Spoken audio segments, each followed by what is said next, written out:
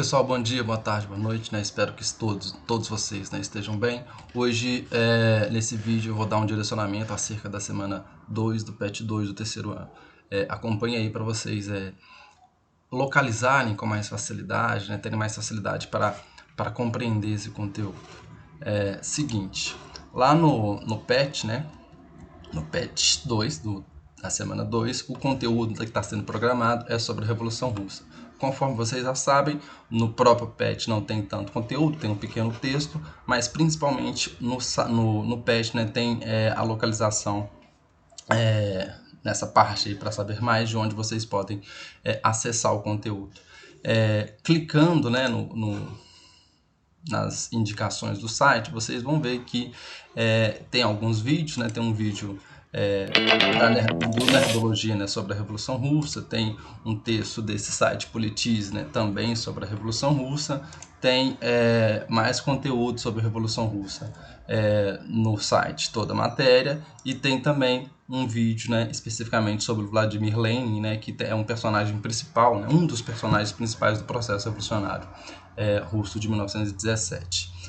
Além, né, desses sites, desses orientações que o próprio PET dá, vocês também têm a opção de localizar esse conteúdo aí no site. Então vou falar rapidamente, né, sobre esse conteúdo, porque você já tem uma série de sites, de informações, além do próprio conteúdo, para vocês localizarem, né, compreenderem esse conteúdo. Além disso, né, todos vocês se lembram, todos vocês sabem que o aplicativo, né, Conexão Escola, permite, né, que vocês tenham acesso aos seus professores, né? Então, qualquer dúvida referente ao conteúdo, ao PET, vocês podem me procurar no Conexão Escola.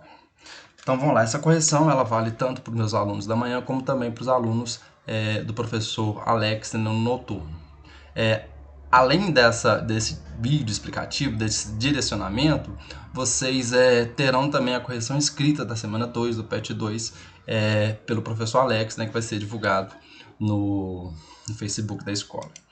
Então vamos lá, então, Revolução Russa. Conforme eu tinha dito para vocês, vocês podem localizar esse conteúdo na página 51 até a 61 do seu livro didático, né? Para a gente entender esse processo revolucionário, para a gente entender o contexto em que a Rússia estava antes da Revolução, né, durante o processo revolucionário, a gente tem que entender quais as motivações, né, quais são as causas, o que antecedeu o processo revolucionário.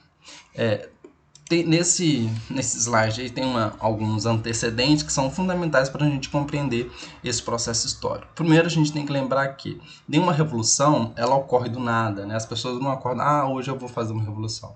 Existe um conjunto de fatores, existem um conjunto de situações que favorecem, que fazem com que as pessoas busquem uma mudança, busquem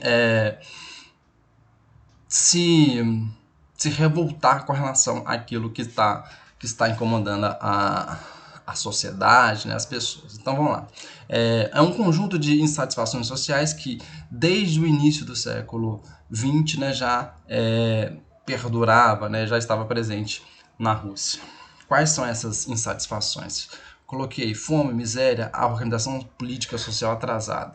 O que é isso? Né? A Rússia era um país feudal. Toda a Europa, né, já tinha passado por um processo de transformação social e política, né, na sua forma de organização, mas a Rússia ainda era um país feudal. E para manter toda essa estrutura, né, onde o Nicolau II, né, concentrava, né, centralizava o poder, ele utilizava-se, né, da polícia política, né, a Ucrânia.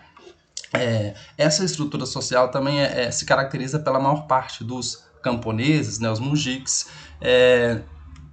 estarem, né, como maioria esmagadora da população russa. Cerca de 85% da população russa eram composta de camponeses. Um dos eventos, né, que de certa forma, uma das revoltas, que inclusive para alguns é chamado também de revolução, que vai dar início ao processo revolucionário de 1917, é o chamado Domingo Sangrento. O que é isso?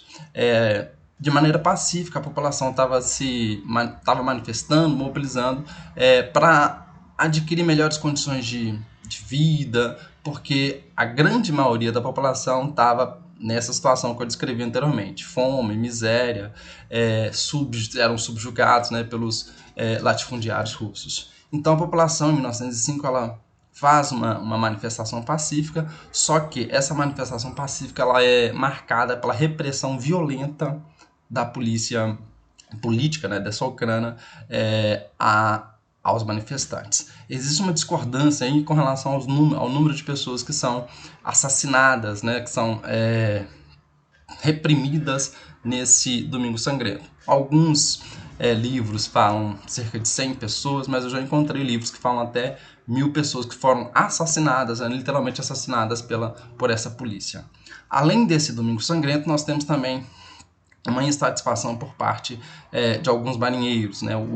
A revolta do encoraçado de Potemkin também marca, né, esse processo revolucionário. Todo esse contexto do iniciozinho do século XX era marcado também pelas questões nacionalistas, né, que para quem acompanhou as aulas, né, sobre a Primeira Guerra sabe que a questão nacionalista tá posta no início do século XX. Então os japoneses, né, tinham ganhado uma guerra dos russos e isso fazia com que houvesse um descontentamento, né, uma insatisfação por parte dos russos, porque eles acreditavam que os japoneses eram uma potência, né, um povo menor do que eles, e ainda assim eles tinham perdido um território, né, uma parte do seu território em função dessa guerra. Seguinte, uma outra coisa que vai caracterizar, né, que vai fazer com que essas insatisfações do povo russo aumente ainda mais, é a participação da Rússia na Primeira Grande Guerra. A participação da Rússia ela é desastrosa. Não existia uma organização militar russa preparada para participar efetivamente da Primeira Grande Guerra. Mas as questões nacionalistas e também a centralização do poder, né, nas mãos do Nicolau fez com que a Rússia participasse da Primeira Grande Guerra. Todas essas insatisfações vão acabar ocorrendo no início do século XX para tentar, de certa forma, conter esses avanços, nessas insatisfações sociais. O Nicolau II ele vai promulgar uma constituição constitucional, vai convocar a Duma, que seria uma espécie de parlamento, para acalmar um pouco os ânimos da população. Só que ele mesmo suspende essa participação. Essa participação ela era uma demanda, né, dos partidos liberais que estavam presentes, né, na Rússia no início do século XX. Falando em partidos políticos, né, o principal partido político de oposição no contexto da Rússia no início do século XX vai ser o Partido Social Democrata Russo. E ele era dividido em dois grandes blocos, né, duas grandes correntes dentro do partido. Os mencheviques, que eram liderados pelo Plekhanov, e os bolcheviques, liderados por Lenin. Diante disso tudo, ao longo de 1905 até 1917, vai haver inúmeras manifestações. Em alguns momentos, as rebeliões, as greves vão tomar conta do país. Em outros momentos, elas vão ficar mais afastadas. Mas, a partir de 1916, né, como elas retomam, né, as greves, as manifestações, rebeliões, os motins na Rússia. E, em fevereiro de 1917, a população não vai aguentar mais, vai ficar insatisfeita com tudo, né, que ela está passando e vai dar início ao processo revolucionário. O processo revolucionário russo ele é marcado por duas fases, né? Uma fase em que os moderados, a burguesia, de certa forma, né, vai tomar o poder, vai formar um governo constitucional, vai formar um governo que ainda não atende às demandas da população russa. Vamos acompanhar aí, né, quando os mencheviques, né, chegam ao poder. Só lembrando que a partir de 1916 as greves retomam, né, as manifestações tomam conta de todo o país e em fevereiro de 1917 todas essas insatisfações vão se espalhar pelo Império Russo. E é a partir daí que tem início o processo revolucionário. Lembrando que nesse primeiro momento, nessa primeira fase, quem vai chegar ao poder, quem vai controlar o processo revolucionário são os mencheviques. Eles vão ser liderados, né, pelo Kerensky, vai formar uma monarquia constitucional, vai adotar até algumas medidas importantes, mas ainda assim insuficientes para atender a demanda da população russa, né? O povo precisava, né, principalmente de paz, de certa forma. E aí o Lenin, né, daqui a pouco eu vou falar, ele vai se apropriar, né, vai captar, né, as demandas sociais no seu lema. Mas nesse governo Kerensky, né, o que de importante eles fazem? Eles concedem a liberdade de imprensa, né, vão reduzir a carga horária de trabalho para os trabalhadores, mas eles não vão atender uma das principais demandas da população, que era terra, era a saída da Rússia da guerra, aumento de salário, entre outras coisas. Então, em função disso, em função de não atender a essas demandas da população russa, do povo russo, vai acabar que os bolcheviques, né, que são a maioria, liderados por Lenin, vai levantar essas demandas da população através do lema terra, paz, terra e pão. E além disso, todo o poder aos sovietes. Com relação aos sovietes, vai ser uma espécie de grupo, de associação comunitária, né, de pequenos espaços paroquiais que vão se formar, e esses grupos vão ser organizados para dar informação para a comunidade acerca do que estava ocorrendo, né, no país. Além disso, esses sovietes eles eram representantes de fato das organizações de fábrica, né, que existia na Rússia. Dentro desse contexto aí de inicialmente os mencheviques tomaram o poder, os bolcheviques, né, a partir do Lenin, do Lenin e do Trotsky, né, a partir desse lema paz, terra e pão, eles vão começar a captar as demandas sociais e vão começar a fazer uma oposição muito forte ao governo menchevique. Inclusive, eles vão organizar essa guarda armada, né, que vai dar origem ao Exército Vermelho. Então, de fevereiro até outubro, os bolcheviques eles estão fazendo oposição aos mencheviques e vão começar a organizar uma tomada de poder. E em outubro eles conseguem tomar o poder, né, sob a liderança de Lenin. Eles vão implementar as demandas sociais que a população exigia. Então vamos lá, o que eles fazem, né, quando eles tomam o poder? Tomam, né, as terras da igreja, tomam a terra da burguesia, tomam até as terras da nobreza e fazem a reforma agrária, né? O que é a reforma agrária? É quando você se apropria, né, expropria a terra de um grande latifundiário e divide entre os camponeses, né, entre os mujiques. Além disso, eles fazem outras coisas importantes, interessantes, né, pensando na tentativa de implementação do socialismo, né, que eles vão estatizar os bancos e as fábricas. E além disso, eles acabaram com a guerra, né? Eles vão assinar o tratado Brest-Litovsk, que vai tirar a Rússia da Primeira Grande Guerra.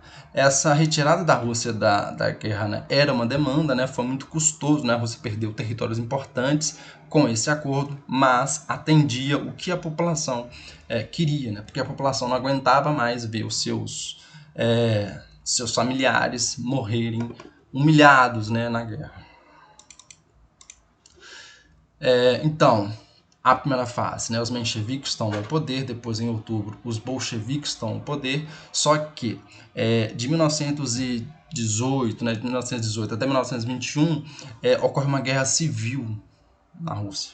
O que é isso? Grupos, né, estão brigando entre si. E os dois grandes grupos eram formados, né, pelo Exército Vermelho, né, os bolcheviques, e a oposição, né, os mencheviques, que tinham apoio aí de países capitalistas, que tinha apoio de ex-monarquistas, enfim, mencheviques, o Exército Vermelho, contra os bolcheviques, né, o Exército Vermelho contra os mencheviques, o Exército Branco. Desse processo revolucionário, desse processo sanguinário, inclusive, né, a Rússia teve perdas, melhor dizendo, significativas. Cerca de 5 milhões de pessoas morreram ao longo, né, dessa guerra civil aí entre Exército Vermelho e Exército Branco. seguinte, né, os bolcheviques, a partir de 1921, eles vão consolidar a sua vitória e vão começar a implementar um governo revolucionário. Com todas essas perdas, a consolidação do socialismo na Rússia, ela se deu, ela vai se dar, né, a partir de 1922, mas também em 1922, quando as coisas começam a acalmarem, né, quando os bolcheviques começam a organizar a Rússia, o principal líder, né, o Lenin, ele morre e em função disso vai começar a haver uma disputa entre Trotsky e Stalin. Dessa batalha política, né, para ver quem que seria o líder do processo revolucionário, o Stalin vai sair vitorioso, né, porque ele era chefe ele era secretário do Partido Comunista da União das Repúblicas Socialistas Soviéticas, e vai ter início aí o stalinismo, que vocês podem me perguntar, procurar mais informações. Esse vídeo ele tem como objetivo só dar esse direcionamento, né? Além dos próprios direcionamentos que o PET faz. Então, qualquer coisa, qualquer dúvida, me perguntem no chat, entrem em contato, né? Utilizem os meios aí que a Secretaria está disponibilizando para a gente consolidar a aprendizagem. Além desse vídeo de direcionamento, vai ser postado também a correção escrita, né, pelo professor Alex. Acompanhe. Abraços e até mais.